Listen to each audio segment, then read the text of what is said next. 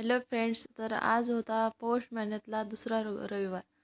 तर इथे मी सकाळी सकाळीच उठून अगोदर झाडून घेतले अंगण. त्यानंतर मी सडा मारला. सडा मारल्यानंतर मी थोडीशी रांगोळी काढली, छोटीच काढली होती. त्यानंतर आंघोळ विंघोळ करून म्हटलं आता पूजेची मांडणी करावी.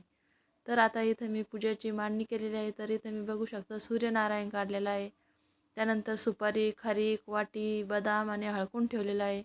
आता इथं मी सुपारीची पूजा करते, म्हणजे सुपारी आपला गणपती असतो, त्यामुळे मी इथं सुपारीला हळदी कुंकू दाखवते. त्यानंतर आपला सूर्यनारायणाची पण पूजा करून घेते.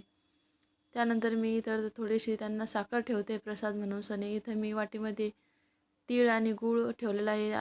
ह्या सूर्यनारायणाच्या पूजेसाठी तीळ आणि गुळाचे खूप महत्त्व असते. त्यानंतर मी इथं आपल्या पूजेसाठी फूल ठेवलेले आहे आणि आशीर्वाद घेऊ शकता.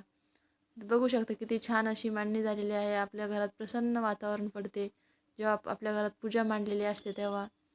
आता मी लगेच पूजा मांडून झाल्यानंतर लगेच दर्शन घेऊन लगेच चहा बनवायला लागले. सकाळी सकाळी थंडी खूप जास्त होती, त्यामुळे लगेच चहा ठेवली. चहा ठेवल्यानंतर त्यामध्ये थोडीशी अद्रक घातली. अद्रकीनं छान चहा लागते. नंतर सगळ्यांनी चहा पिला. चहा घेतल्यानंतर थोडी थंडीशी अंगातून निघून जाते, त्यामुळे सर्वांनी चहा पिला. सकाळी सकाळी पूजा झाली म्हणजे खूप छान वाटतं.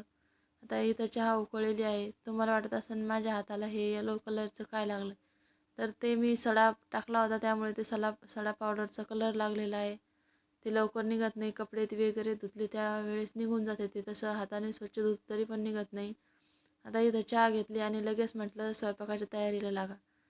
तर इथं मी घरच्यांसाठी स्वयंपाक बनवत होते. आम्हाला तर उपवासच होता. तर इथे मी सुकी मेथीची भाजी बनवणार होते.